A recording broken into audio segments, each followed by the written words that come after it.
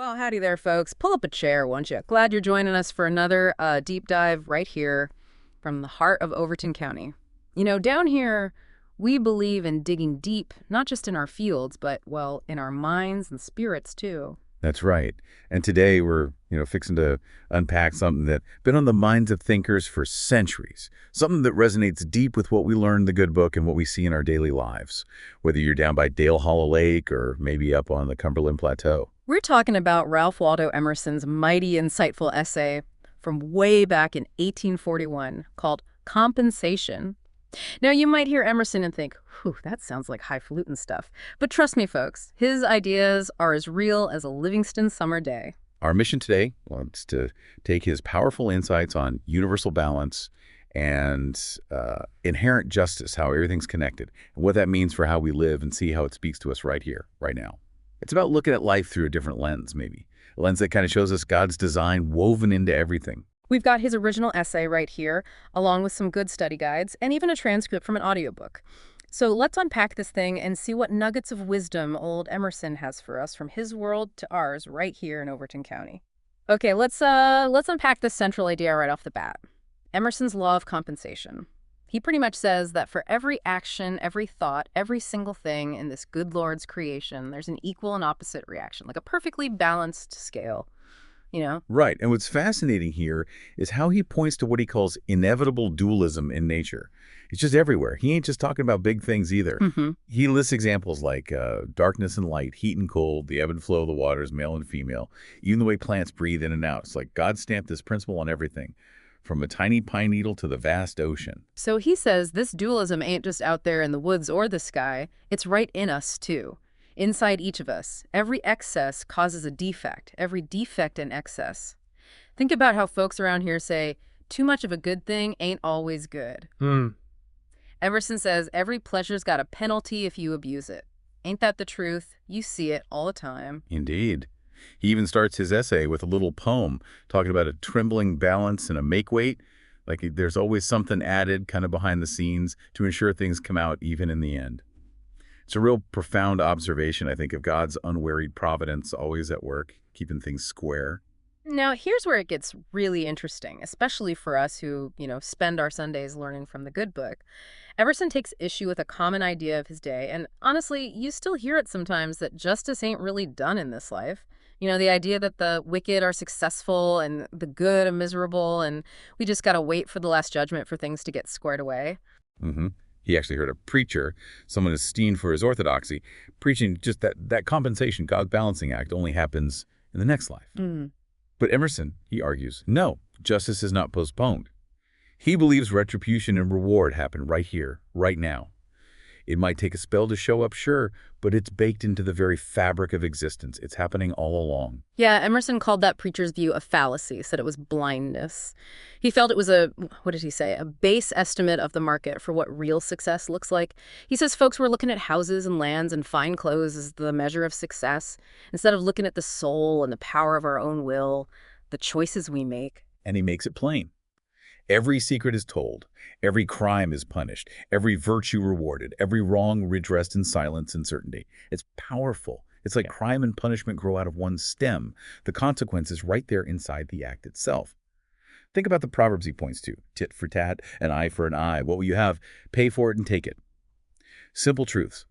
Even that stark one. If you put a chain around the neck of a slave, the other end fastens itself around your own. This ain't just old sayings, folks. Emerson saw this as God's law in action, universal. Now, Lord knows, we humans, we're always trying to get a leg up, ain't we? Get something for nothing, maybe. Emerson saw it, too. He says our ingenuity is always trying to detach the sensual sweet from the moral sweet, to get the pleasure or the profit without paying the full price, without the corresponding effort or, well, the moral implication. But he states flat out, the parted water reunites behind our hand. You just can't do it. You can't separate pleasure from pleasant things, profit from profitable things. Nature itself, God's creation, hates monopolies and exceptions. Try to get something for nothing, and it loses its essence. It becomes hollow. It's a natural law, as true as the seasons changing out here in Alpine or anywhere else. He puts it plain.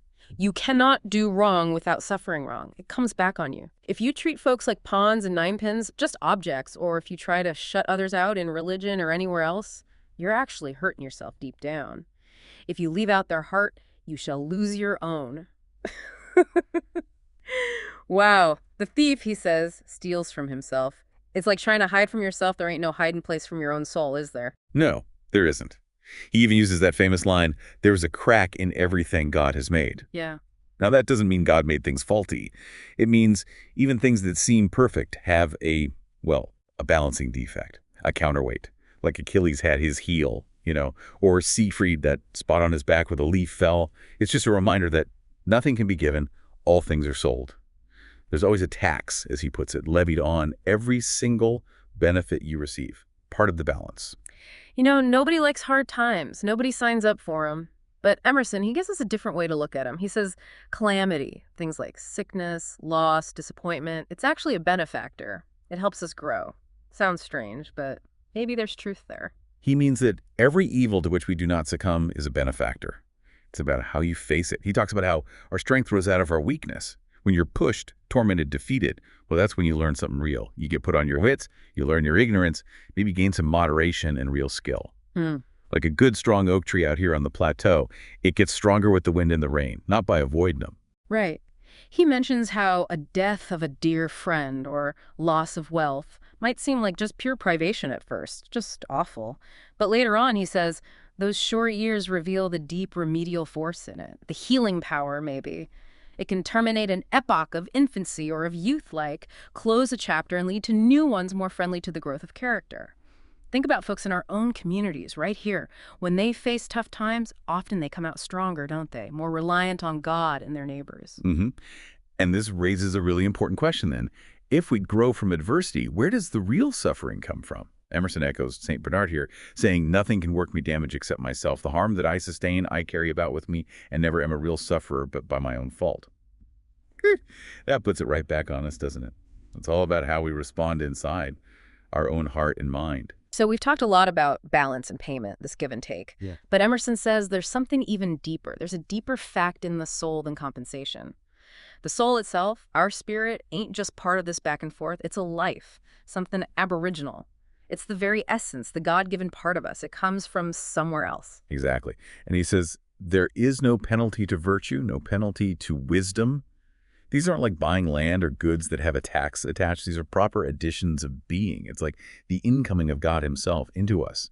When you do a virtuous act or learn something true, you're not just getting something back. You're planting into deserts. You're expanding your very being, becoming more. That's beautiful. And he beautifully states that the true doctrine of omnipresence is that God reappears with all his parts in every moss and cobweb. Meaning God's presence, the divine, ain't just up in heaven somewhere distant. It's right there in every little thing around us, making the whole universe moral, active, alive. And if we connect this to the bigger picture, well, Emerson sees there seems to be this radical tragedy of nature with more and less. Some folks seem blessed, others not. He says love, real Christ-like love, dissolves these differences. The heart and soul of all men being one, this bitterness of his and mine ceases. His is mine, I am my brother, and my brother is me. That's a powerful truth straight from the good book, ain't it? That deep connection we all share through God's love. Well, bless your heart. We've gone on quite the journey with Ralph Waldo Emerson today, haven't we? Whew. From his insights on nature's balance to the justice that's always at work, and how even our troubles can somehow be blessings in disguise, it all points back to a profound truth, I reckon, about how God's hand, his divine order, is in everything, always working. It really helps us see that whether you're working a garden up in Rickman or maybe driving down Highway 111 or just sitting quiet on your porch down in Monroe, these laws of balance and consequence are always at play. Always. And when you align yourself with them, when you live honestly and virtuously, trying to do right, you're not just doing good, you're expanding your very soul. You start to realize, like Emerson said, nothing can work me damage except myself. It comes from within. So what does this all mean for you, friend? As you go about your week here, Emerson challenges us, I think, to remember that true wealth and true harm ain't really out there. They're in here. Points to heart. And how we live, how we think, how we treat our neighbors. That's where the real accounting happens. Perhaps next time you're looking at something you've gained or something you've lost, you might just see the make-weight in it, that hidden balance. What will you make of that deep dive, friend? What truth will you carry with you from this?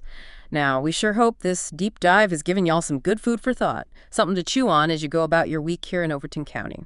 If you enjoyed our conversation today, well, please do us a favor. Go ahead and hit that like button if you would. Leave us a comment. We just love hearing from you folks, really do.